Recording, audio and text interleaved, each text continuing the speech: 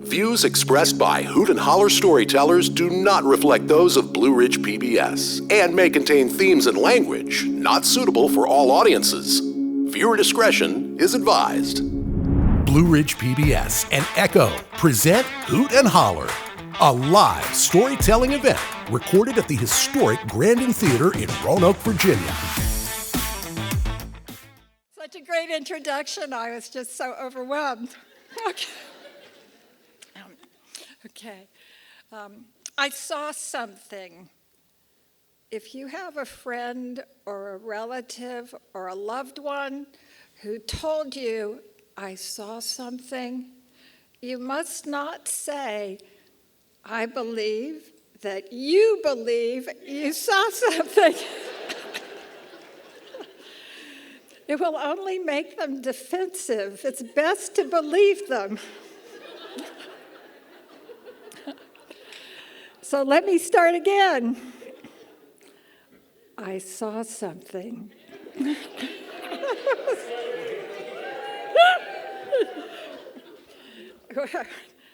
It was 20 years ago. I was in my bedroom folding clothes on a weekend morning. My black cat was sleeping on my bed. I had the TV on. A weird blob of color appeared in the corner of the walls. Water leak, I thought. No, it wasn't that. I checked my glasses, right? Progressive lenses. No, it wasn't wrong with my glasses. I looked again. A round white ball, the size of a grapefruit, not entirely transparent, hovered in the room. It made no sound. It was an orb. But not like this. Okay. Another one appeared. It looked like an amoeba oozing out from the same high corner. And then another one came. They made no sound. They had no smell. They had no feature. Soon they started to move in a wide circle above my head near the ceiling in the same direction, all together, like a school of fish. They moved as if they might have been trapped in a whirlpool. At first, I thought there was something wrong with me, with my vision or my brain or my understanding. But when the cat jumped off the bed and hightailed it out of the room, I knew he saw them too. The human mind seeks meaning. How do you know who or what something is? You try asking, who are you? What do you want?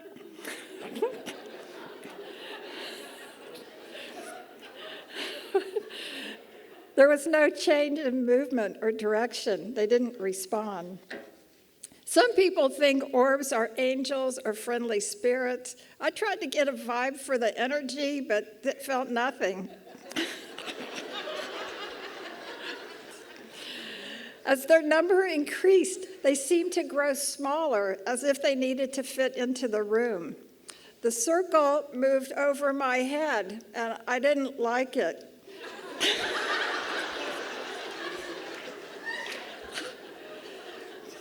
Maybe you should leave, I said to the orbs, as if they might have been a you. Nothing happened. They say there are no atheists in foxholes, meaning when you are scared for your life, you resort to prayer. I'm a lapsed Catholic, but I've always had a crucifix in my bedroom. When you see vampire movies, a cross always drives the vampire away. I snatched the crucifix off the wall, and I don't mean this to be sacrilegious. I held it up to the orbs and said, go back to where you came from.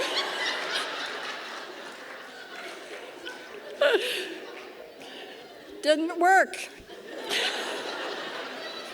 I did it again. Go back to where you came from. Since they were not angels or even Christians, I started to swat the air with the cross.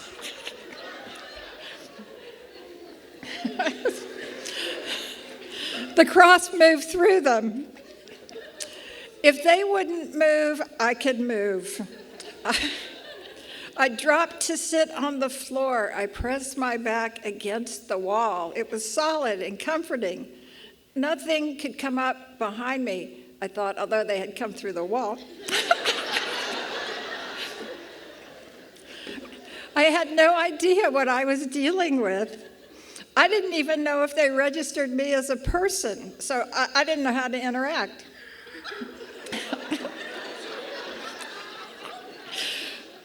My landline lay on the phone next to me. My friend Ethel is a very strong woman. I thought she could talk to the orbs.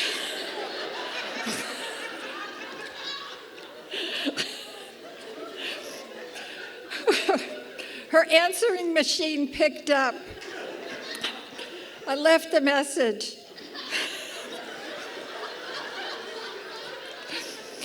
Ethel, are you there? Can you pick up? Can you please pick up? Call me back if you get this message in the next 10 minutes. Still sitting on the floor, I looked up at the TV screen.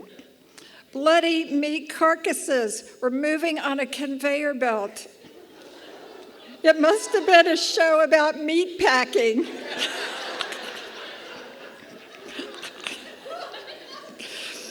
The TV showed how we treated living creatures. The orbs lacked eyes, ears, and faces, but I was afraid they were going to watch TV.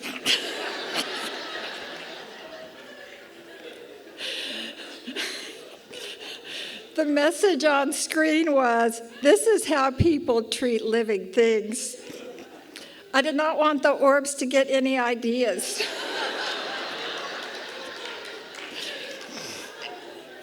Especially when it came to me.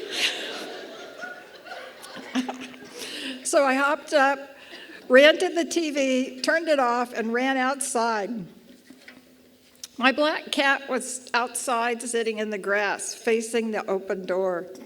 I sat next to him in the grass. Sebastian Younger, in My Time of Dying, said, "What we understand about reality is like what a dog understands about watching television." That was my cat and me sitting in the grass, studying the open door as if something might come out, watching like a dog in front of the television. When you see ghost encounters on TV, they usually last a second or two. Someone screams from a cold touch. A pitchy squeak on a spirit machine sounds like a voice that says, "Leave now." These encounters last a short time, but there must have been a good 20 or more of these orbs. They were in my room at least a good 20 minutes while I was there. After a while, I went back in the house, but I didn't go back in my room for an hour. The orbs were gone when I returned. Everything was just as I had left it. Clothes left folded on the bed. Ethel, call me back.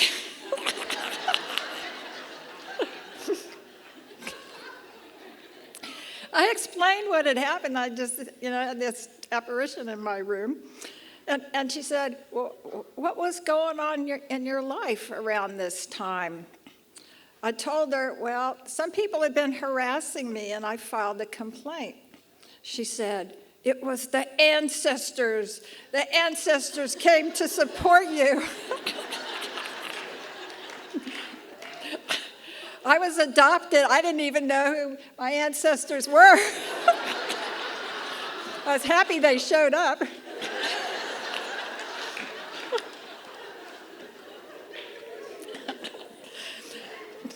Months later, at my annual eye exam,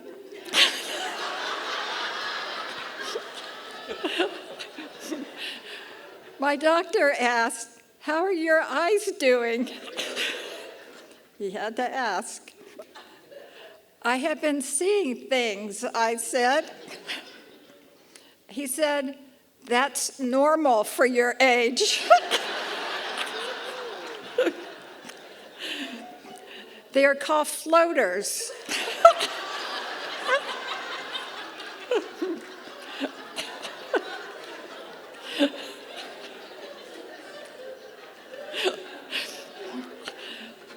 Pieces of your retina break off and float through the vitreous jelly. You're seeing their shadows. In other words, as you age, your eyeballs shrivel up. Pull on the back of the retina, and it's like peeling gum off wallpaper.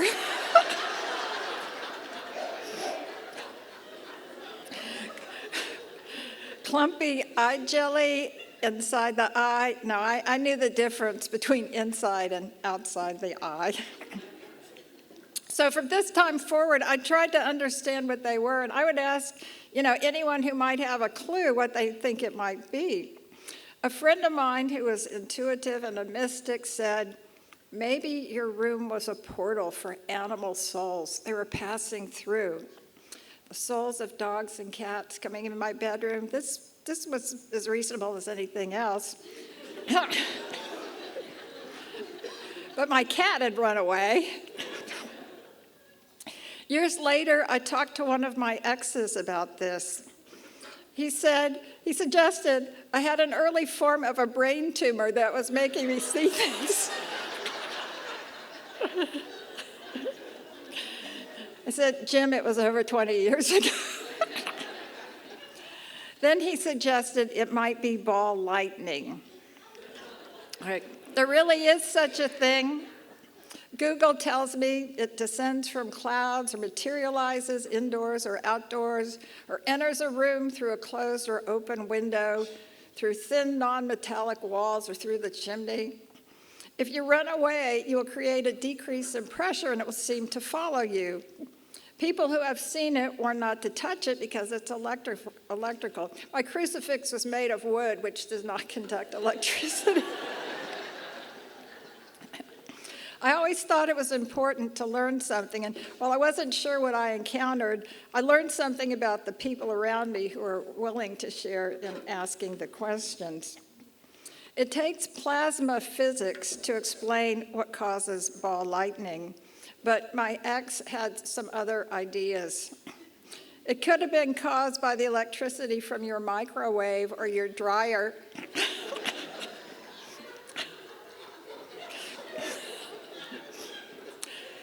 I wasn't sure I agreed with him. I still don't know if they were natural or supernatural. I told my ex, well, I believe that you believe it was ball lightning.